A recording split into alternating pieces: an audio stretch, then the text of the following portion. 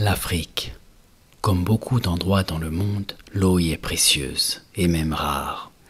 Située entre le Maroc, l'Algérie, le Mali ou encore le Sénégal, la Mauritanie s'étend sur plus d'1 million de kilomètres carrés, pour moins de 5 millions d'habitants.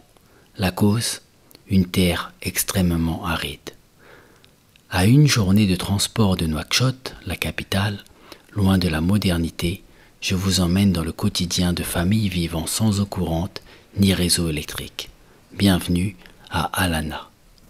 Il est 6h30. L'aube apparaît. La concession se réveille.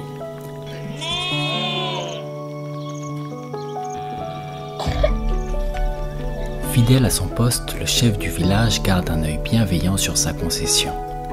Les femmes et jeunes filles s'attellent à leurs tâches quotidiennes.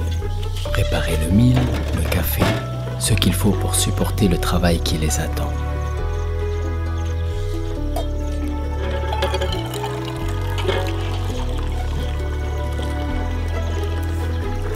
Aminata, 12 ans, est pensive. Elle songe déjà aux corvées qu'elle va accomplir sitôt son café terminé. Alors que d'autres enfants de son village révisent leurs devoirs avant de se rendre à l'école, portant à la main leur précieux matériel scolaire, Aminata, comme beaucoup de ses voisines, se penche sur ses corvées. La plus importante et aussi la plus longue de la journée est de ravitailler le village en eau. La mission commence. Notre jeune fille charge les ânes et peut commencer son périple. Cette mission dure quelques heures, suffisamment pour l'empêcher de suivre les cours qui ont lieu chaque matin. À l'aller, les bidons sont vides. Les jeunes filles peuvent se rendre à dos d'âne jusqu'au point d'eau. Le retour se fera à pied. Il n'est que 7h30 et la température dépasse déjà les 30 degrés Celsius. La longue marche vers le précieux liquide terminée, les ânes étanchent leur soif. Ils ne sont pas les seuls. Les vaches, les chèvres, les moutons et tous les autres animaux que l'on peut trouver aux alentours. Certains même vivent dans cette eau. C'est précisément de ce point d'eau que le village se ravitaille pour se laver, faire la vaisselle, la cuisine, laver le linge et se désaltérer. Aminata commence par enlever l'eau sale et pleine d'insectes avant de commencer à remplir les bidons avec cette eau un peu moins sale.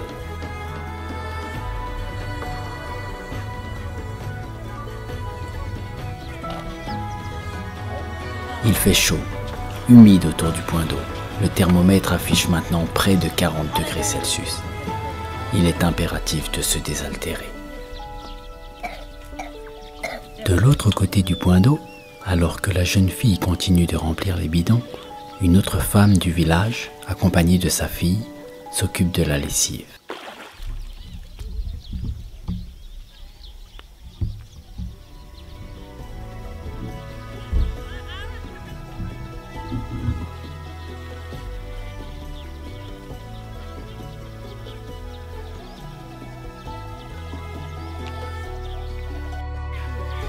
La quinzaine de bidons remplis, il est temps de charger les ânes. Chaque bidon pèse plus de 20 kilos. Tant bien que mal, Aminata, accompagnée d'une maman de sa concession, charge les ânes un à un. Les ânes chargés de plus de 80 litres d'eau chacun, les kilomètres du retour pour atteindre le village se feront à pied. Et maintenant sous une chaleur étouffante dépassant les 40 degrés Celsius. Marche quotidienne pour nos villageoises.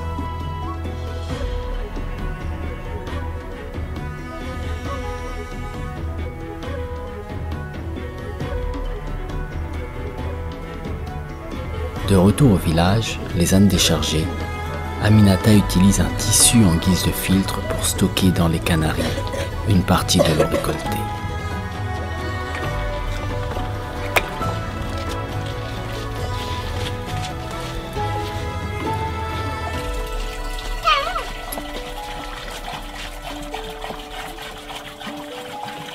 Les autres bidons seront déchargés et stockés au pied des canaries. En début d'après-midi, tout le monde fuit la chaleur. Chacun reste dans sa maison. Le village est désert, ou presque. Quelques enfants terminent leur repas à l'ombre d'une maison.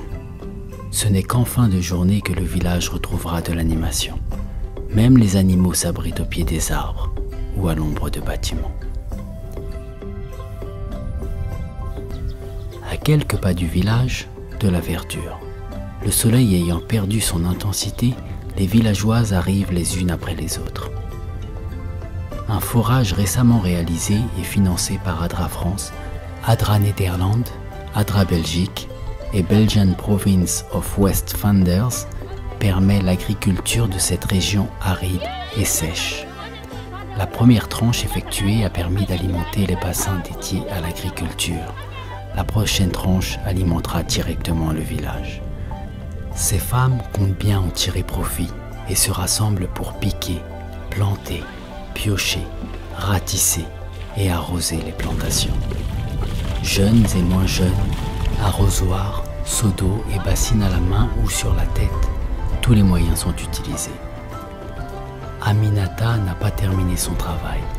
Après ses corvées du matin et sa contribution à la cuisine, elle aussi, du haut de ses 12 ans, contribue à l'avancement du jardin.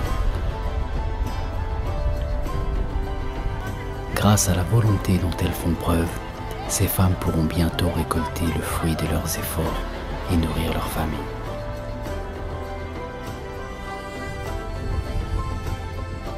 Alhamdulillah rabbil alamin cadel ndiyam kay han ngiyani e alana ndiyam hande mi cadel ndiyam ala fedde atara ngala ndiyam wonno joni min dañi ndiyam hedde ko liggorde mi keddo mi jidi wal ñamon fe kilay tenke mi jetti fedde atara. Aujourd'hui est un grand jour pour les habitants d'Alana. L'équipe d'ADRA, épaulée par les villageois, commence les préparatifs pour le bon déroulement de la cérémonie qui aura lieu. Tous, petits et grands, se mobilisent.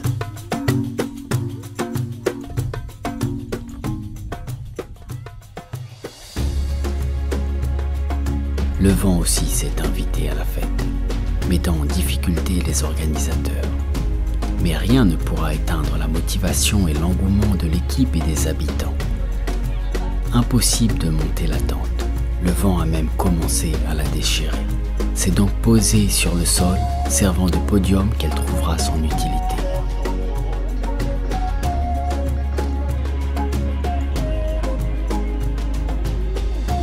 Nous célébrons aujourd'hui l'inauguration du forage et son château d'eau avec système d'exor solaire.